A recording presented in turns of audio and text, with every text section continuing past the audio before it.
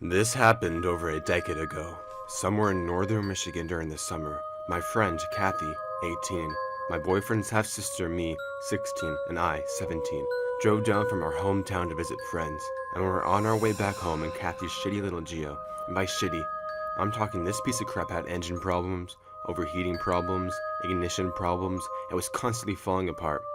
More than once, it had stalled or just stopped working in the middle of the street while we were trying to get somewhere. But Kathy thought we'd be fine, since we hadn't had any problems with it on the way to our friend's house. It's a little past midnight, and we're roughly an hour away from home. There's nobody on the road, dense woods on every side, no streetlights, no moon. I could barely see past the windshield because I have a form of albinism, which leaves me legally blind in my left eye, and with really awful vision in my right eye. My depth perception is terrible, and I can't see more than a few feet ahead of me at most. But usually, I can make out lights and other cars when they pass, and sometimes street signs and people when they are close enough. We drove down this narrow, hilly road, and on the descent down a hill, the Geo makes a strange noise. Kathy starts braking, and when we get to the bottom of the hill, the car quits working. Kathy swears and turns on the hazard lights. She and I get out of the vehicle, and I help pop the hood, which causes a bunch of smoke to fly out. After the smoke mostly clears, Kathy tries to figure out what went wrong this time. We stand in the dark for at least 45 minutes, maybe longer, before we realize she couldn't fix the car and needed a tow truck. These were the days of MapQuest printouts and brick phones, so we couldn't whip out our smartphone and look up the closest tow truck. I decided to call my boyfriend Caleb to come pick us up, and suggest we come with a tow to pick up the Geo when it was daylight. Me and Kathy agree. So, I take out my cruddy Nokia and called my boyfriend. It's then I realize, no service. I asked me and Kathy if either of them had service. They both check and shake their heads. Me gets a bit panicky, and we all hold up our phones, trying to get a signal to no avail. It's hot as fuck, and after failing to get any kind of service, we were all feeling a bit spooked and uncomfortable. Me begs us to do something, because she's more afraid than Kathy and I. Kathy attempts to calm me down, and I wonder if the thick woods and hills blocking out our reception. I tell me and Kathy to wait by the car and walk away from them up the hill we had just come down, holding my phone out. Still no signal. I walk further and further away until I reach the top of the hill. I can't see the outline of the Geo anymore, but I can still hear me at a distance. Even at the top of the hill, I don't get a signal. I know it's gotta be the trees in the way, so I get the idea of climbing up a tree and calling from there, just to see if it works. In hindsight, this was not my brightest idea, but me being an idiot, I saunter off into the woods in search of a climbable tree.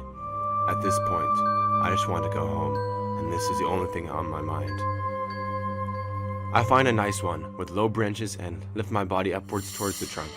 I climb the branches higher and higher, and about midway up the tree, I feel my pack of cigarettes fall out of my shorts pocket. I'm kind of annoyed, but figure I could just look for them when I climb back down. I take my phone out and hold it up once I get near the top. I have service. Relieved, I call Caleb, but he doesn't pick up, so I call again until he does.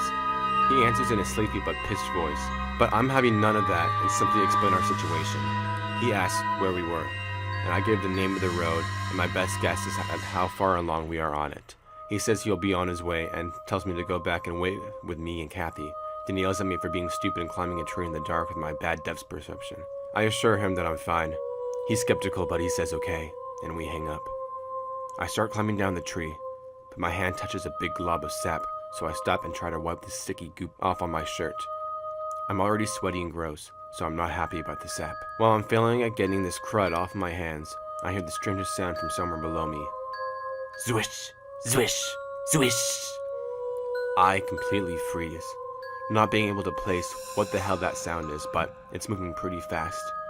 I stare down into the darkness below me, but I can't see shit. Just hear this noise continuing. It comes closer and closer, and then I hear it, right below my tree. Swish! And then it stops, right under my tree. I hold onto the branches as tight as I can and wait. I hear leaves shuffling and twigs snapping, and after a while, that stops, and the weird noise starts again. But it's heading away from me, deeper into the woods. I wait until I can no longer hear that sound, then finish climbing down and jump out of the tree. It's completely silent now, besides the sounds of the woods, so I grope around on the ground for my cigarettes. I don't find them. So I make my way out of the woods and back towards the road.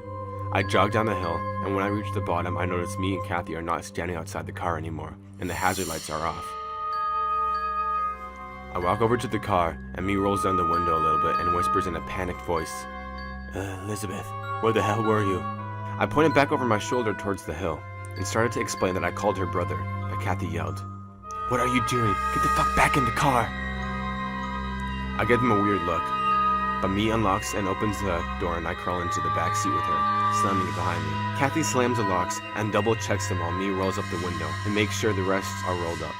One of the windows is never closed all the way, but there's less than a finger space, so it's not too big of a deal. But me is freaking out about it, and Kathy has lost her cool as well.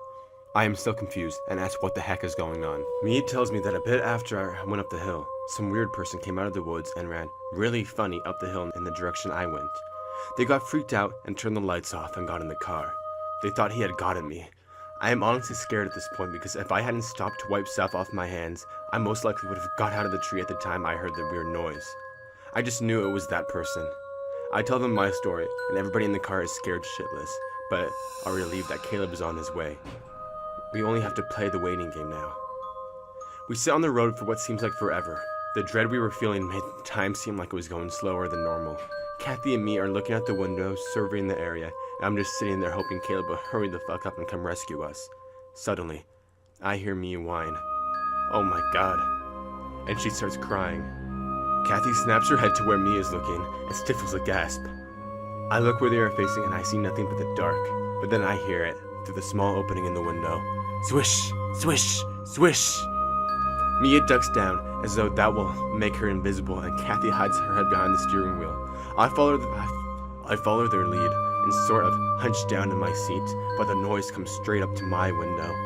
I could almost make out the silhouette of a tall, skinny man, and then he presses his face up against Mia's window, and I finally see him. Nobody screams. You'd think we would, but it didn't happen. We all just stared at each other. He looks in at us for a while until Kathy switches her brights on, hoping it would scare him off, but it did nothing. The dude just walked up to the front of the car and stood in front of the headlights. Maybe he thought he could block us from leaving, I don't know. I couldn't make out his features very well, but the guy had been somewhere a bit over 6 feet and no older than 30. He had the face of your average Joe. Nothing special. Nothing really sinister or particularly creepy that you'd notice about him if you ran into this dude in broad daylight. Dark shaved hair, pale skin, long face. Me said that he had light-colored eyes and stubble with eyebrows that made him look like he was always concerned. But there was no way I could make that out, so I had to take her word for him. What was really weird was it was like 80 degrees, and this dude was wearing corduroys, which is what that sound was. Corduroys make that swishy noise when you walk, and an oversized sweater with abnormally long sleeves. The sleeves went over his hands and flopped back and forth as he paced around in front of the Geo. I'm not sure how long he was in front of the car, but it was a while. Then good old Corduroy starts doing something really bizarre. He bends his arm up towards his face, which I can only describe as looking like a praying mantis because of the way his sleeves were hanging, and then he begins walking circles around the car, rhythmically, taking 2 steps forward, 1 step back, like goddamn Willy Wonka, but on speed or something. This is where I noticed the swish sound matched up exactly to the sound I heard when I was back in the tree. He was doing the 2 steps forward, 1 step back in the fucking woods when he was going after me, as though this wasn't weird enough.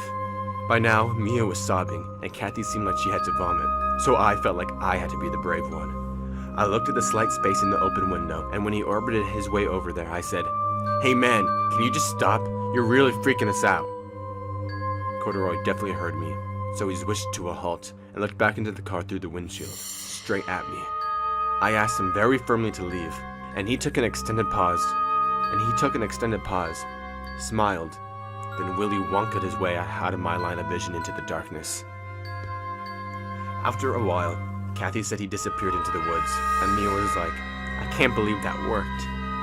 We awkwardly laughed about what a weirdo he was, and glad he left and whatever. And we went back into waiting for Caleb, somewhat reassured but still paranoid. But after some time, Kathy said, "Oh no, he's back." I couldn't see, but apparently he was doing the 2 steps forward, 1 step back parallel to us on the side of the road, and this time he had a big tree branch he was holding with his sweater-covered hands. Mia got scared again, and I held her hand so she'd feel better, even though I was ready to shit myself. It was awful because I didn't know if he was coming towards us or if he was moving away.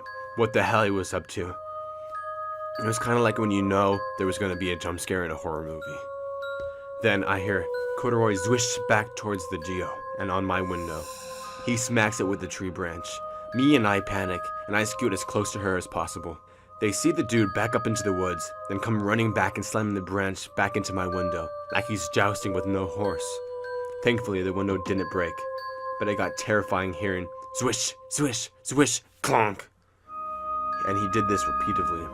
Kathy perks up in her seat and starts pointing at the road ahead. I see headlights. She blares the horn and flashes the lights. Lo and behold, it's our savior Caleb, and he brought his older brother Alex, and they both get out of this car and head over to us. Mia's sobs turn into joyous laughter as her brothers approach. Now, Caleb and Alex have always been tall guys. Walking around with them was like walking around with high elves. It felt very safe. Caleb was 6'8", and Alex is around 6'5", so I thought 2 dudes taller than the Corduroy Jouster would make him leave. But nope. Caleb walks towards Corduroy trying to assess the situation, and Alex comes over to the car and taps on the window. Tells Kathy to get out. She does, and he walks her over to his car. Then he comes back and puts the car in neutral so he can push it off to the side of the road. Mia and I slowly get out, and Mia makes a bolt for her brother's car. I help Alex push the car to the side while Caleb distracts the Corduroy Jouster by holding the end of the stick and telling him to fuck the fuck off. Corduroy yanks the branch away from Caleb and starts backing up by going 2 steps backwards, 1 step forward, and disappears into the darkness down the street. I can't see him, but Caleb can. The dude backs up pretty far and then comes launching at Caleb, who sprints the other way down the road, cause that stick could have really hurt him. He bumps past Alex, who had already got out of the Geo and was opening his car door, leaving me behind the Geo alone. Corduroy apparently changed directions and aimed the stick at me, but I really couldn't tell. I just hear everybody shout, "Elizabeth!" This startles me, and I jump to the side of the Geo, hearing Corduroy smash his stick into the back window with a loud thud and swish. I take the long way around the car and sprint off into the road and feel Caleb grab my arm and tug me over to Alex's car. I feel like the wind has been knocked out of me and my legs don't seem to work, but Caleb manages to shove me in the backseat and scramble into the passenger side. By now, we are all safely in the car, and Corduroy is standing like a mantis in front of the headlights again. He abandoned his stick and just stood there with no intention to move. Alex puts the car into reverse and slams on the gas, making me knock my head against the door. Then makes the sloppiest U-turn ever and nearly drives us into the woods, but gets us back on the road. Everybody was in 100% what the fuck mode as Alex tore away far over whatever the speed limit was.